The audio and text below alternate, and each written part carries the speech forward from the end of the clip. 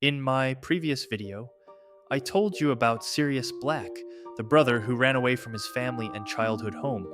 But there were two brothers in that house. And if you've only seen the movies, you only know the other one from a single line. Sirius points at the family tapestry and calls him my idiot brother. That's it. That's all the films ever gave him. Here's what they didn't tell you. That idiot brother figured out Voldemort's greatest secret before almost anyone alive. He betrayed the Dark Lord, and he died for it at 18 in the dark, with no witnesses, and made sure it stayed that way. Sirius went to his own grave, never knowing. This is the story of Regulus Black. Let's start with the house, because you already know it. Number 12, Grimmauld Place, the screaming portrait, the pure blood madness.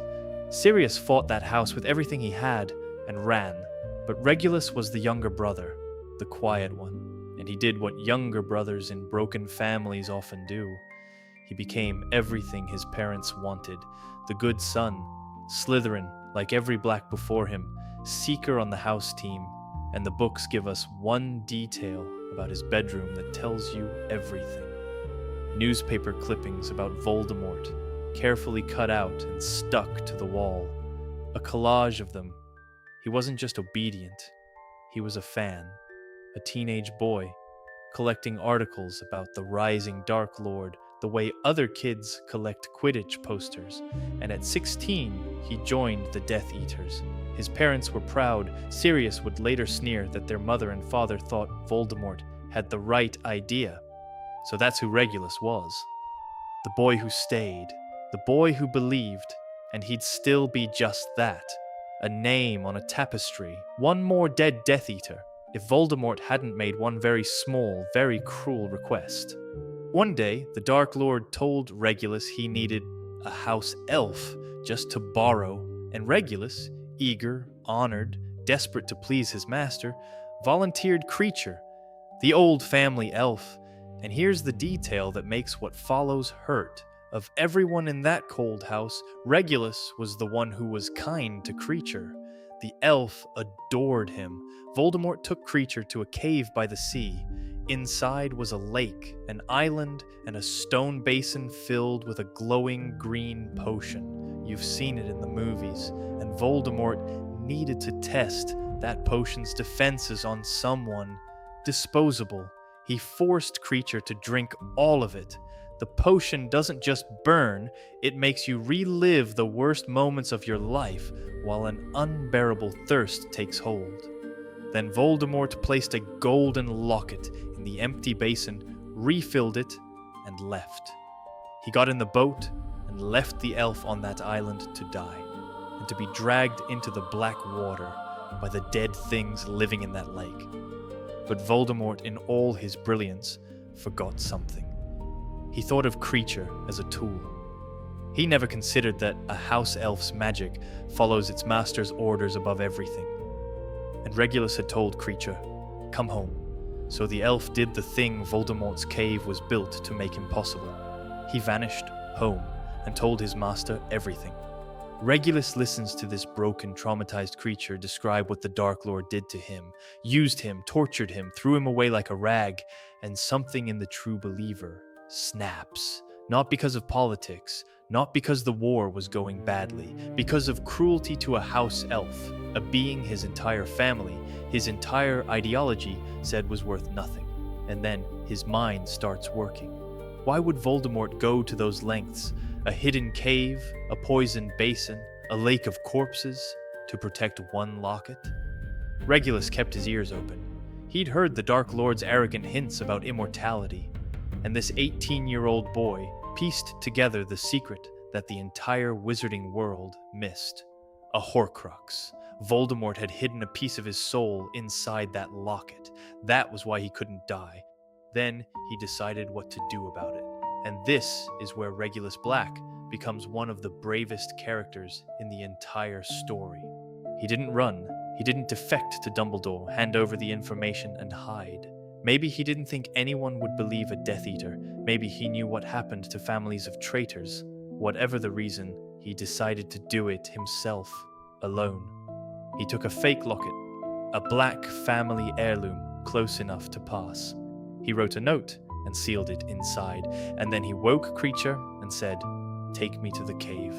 Picture the scene, because the books make it agonizing. The elf who barely survived that island, leading his beloved master back to it. And when they reach the basin, Regulus does the thing that breaks me. Kreacher assumes he'll be drinking the potion again. Instead, Regulus orders the elf to hold the basin steady and drinks it himself. All of it. Every worst memory of his short life played back while he begs for water he cannot have. And with his last clear thoughts, he gives Kreacher some final orders. Swap the lockets, go home, destroy the real one, and never tell the family what happened to me. Why the silence? Because a family that knew nothing was a family Voldemort couldn't punish. His last order wasn't pride, it was protection. Then, dying of thirst, he drags himself to the Black Lake to drink, and the dead take him. And Kreacher, physically forced by the order to leave, watches his master pulled under and vanishes home exactly as commanded. The note Regulus left in the fake locket is short. I'm going to read it to you. To the Dark Lord, I know I will be dead long before you read this, but I want you to know that it was I who discovered your secret. I have stolen the real Horcrux and intend to destroy it as soon as I can. I face death in the hope that when you meet your match, you will be mortal once more. R.A.B. He didn't even sign his name, just initials. He wanted Voldemort to know he'd been beaten, but not by whom. The perfect crime committed against the most dangerous wizard alive by an 18-year-old boy. And then, silence. 16 years of it. Kreacher went home and tried to destroy the locket. He tried everything, but a Horcrux can't be broken by elf magic, and the failure ate him alive, because it was his master's dying order, and he couldn't obey it. That guilt is a huge part of why Kreacher became the bitter, muttering creature we meet years later. He wasn't just unpleasant. He was grieving, alone, for 16 years over a secret he was ordered never to tell. The family never knew. His mother died believing she'd lost 2 sons, one a traitor, one a failure. The Death Eaters assumed Regulus got cold feet and was killed for it. Even Lupin guessed he'd lasted a few days after trying to back out. And Sirius died in the Department of Mysteries, still believing his little brother was a coward who chose the wrong side. The 2 Black brothers both secretly defied Voldemort, and neither ever knew about the other. The truth only surfaced because Harry, Ron, and Hermione were on the run and hid in that old house. Harry noticed a name on a bedroom door, Regulus Arcturus Black, R.A.B., and a summoned house elf, finally released to speak, sat down and told the story. The chapter in the book is literally called Kreacher's Tale, and it was told 16 years after the Regulus drowned. Harry hears Kreacher's tale and does something no wizard had ever done. He treats the elf's grief as real. He gives Kreacher the locket, Regulus's locket, as a keepsake of the master who died trying to do the right thing.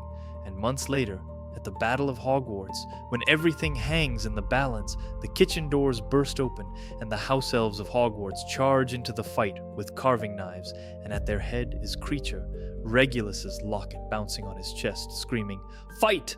Fight for my master! Defender of house elves, fight the Dark Lord in the name of brave Regulus!" 16 years after a boy drowned in the dark so that nobody would ever know his name. An army charged into battle shouting it. Sirius was punished loudly for loyalty his whole life. Regulus was heroic in total silence once, and it killed him.